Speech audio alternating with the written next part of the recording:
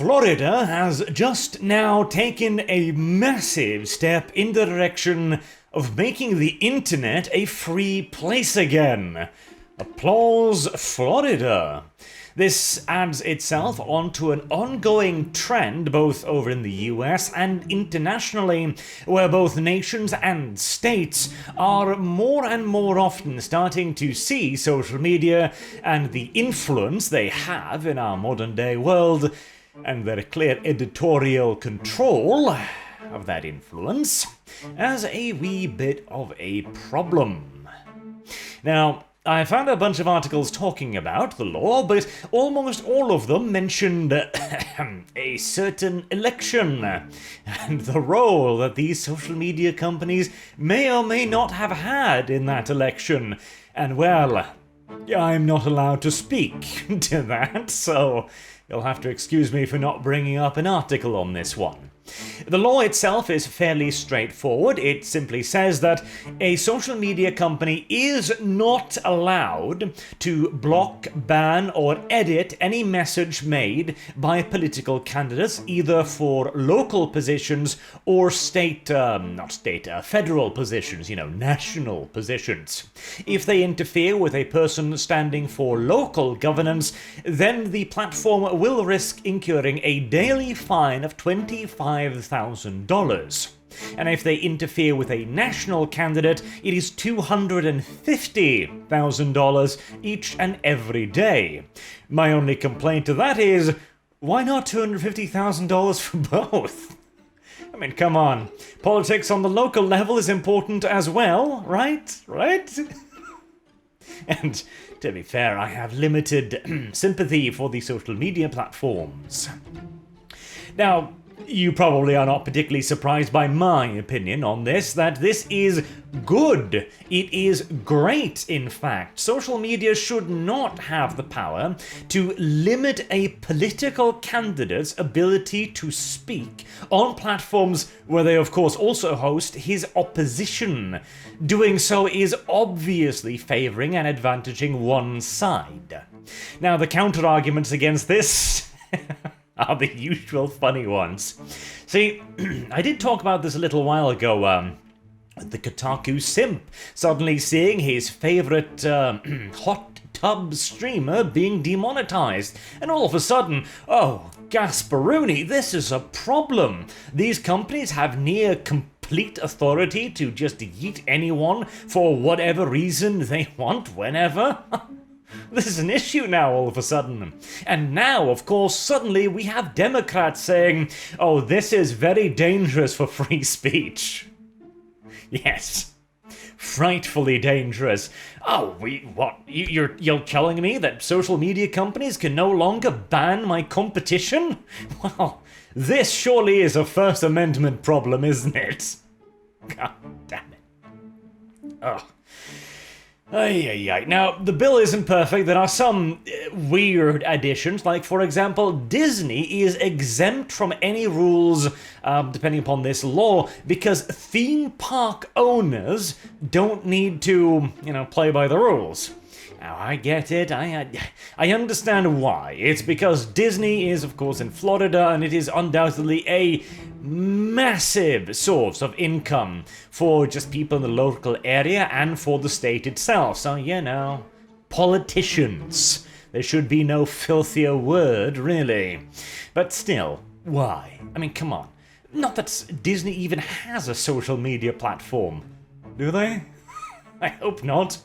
The law also limits itself to social media platforms with more than 100 million, I think it was monthly users. I may be wrong on that one, but it's a lot, and that's fair enough. You don't want to slap these limitations on smaller platforms because, well, here's the thing. In all due reality, I don't really see the problem with enforcing this on smaller platforms either. Now, if you were requiring additional moderation, say by mandating the removal of hate speech, quote unquote, within a certain period of time, that should not apply to smaller platforms because they probably don't have the infrastructure in place to deal with these kind of time-limited requests in a good and timely manner. But simply requiring social media platforms to not ban political candidates? Surely that can't be too goddamn difficult, right? You'd think so.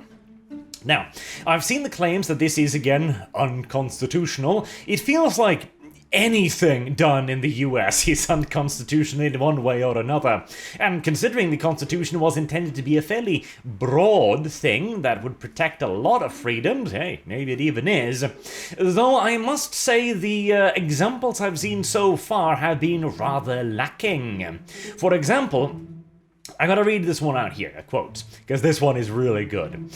The First Amendment to the United States Constitution, backstopped by Section 230, makes it abundantly clear that states have no power to compel private companies to hold speech, especially from politicians, Wyden said. People eager to chip away at core First Amendment protection for speech, by protecting speech, must remember that the consequences won't just impact content they dislike. They'll apply to everything. Government control of speech or offline will inevitably be abused by those in power, as made crystal clear by Republican state legislature at home and government abroad like India and China that are already censoring critique.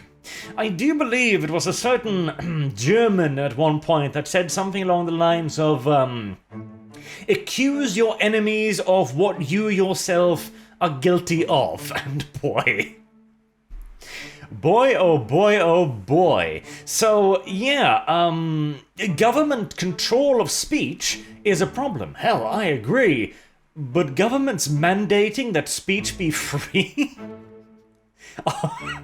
Oh, that's government control, is it? That's comparable to India and China, is it? I see. Mucho senso there, senor. But yeah, I believe this to be nonsense. Another example I saw brought up as well was that this would supposedly be stopped by the courts due to a previous Florida attempt at making a law. Now, this was from like 1978 or something, which it tried to make it into law that if a publication, a newspaper, wrote a critique on a politician, then they would also be required to publish that politician's response.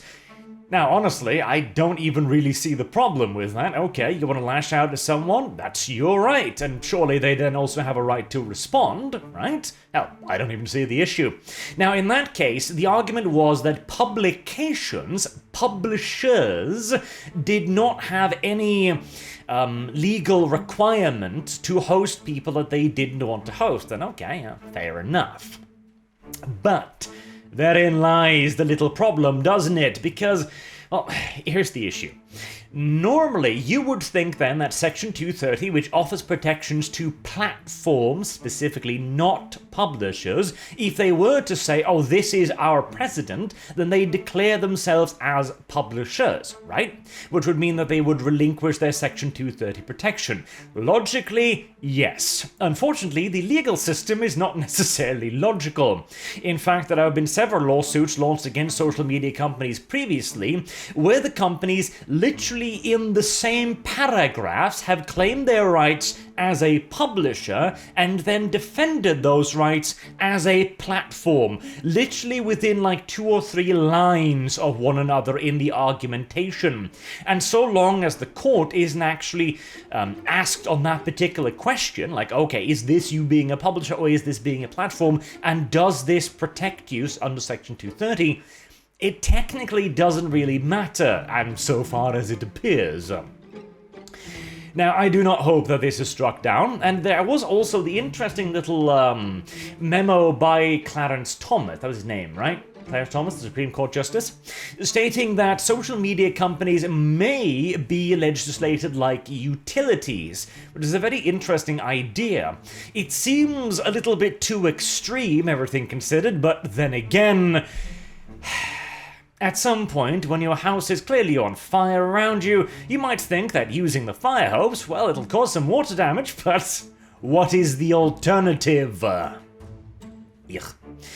I'm not even going to get into this because I've bemoaned on multiple occasions the fact that this is even necessary, because by God, it isn't. It really should not be necessary, but this is where we are, and it is. So I do hope that this legislation stays on the books, and of course it also means that if a certain Trumpalophagus decides to run for El Presidente again, well, $250,000 per day. That should put a dent even in Twitter's profits, I'm pretty sure. Oh boy, yes. It will be interesting to see. I am sure that this will go through the usual legal proceedings. It's already being challenged by the very self-same people who, of course, who are championing censoring people. Oh God, what a world we are living in. Like, you would think that even the most hardcore Democrat, right? I wouldn't even think this to be a partisan issue, surely. Especially when you're also making the argument, remember, restrictions on free speech will hit at both sides. Yeah, that's true. That is absolutely correct. Which is why when your opposition is saying we are being censored, we are being banned, we are being oppressed, you should go, well, hell, shit, that's unfair. We're gonna help you, instead of going, wait, you're trying to be unbanned? That's in violation of the First Amendment. Good God. Well, I suppose it is beneficial in a way that the villains are so clearly revealed, I guess. You know, silver linings and all that. Anywho, congratulations, Florida. This is a fantastic step in the right direction. Except for the whole Disney thing, but hey, you know, at this point, one step at a time. We'll deal with the mouse and its murderous rampages at a later date, I do suppose. Until next time, I have been Arch. Thank you all very much for watching, and I hope to see you all again soon. Till then, have a good day.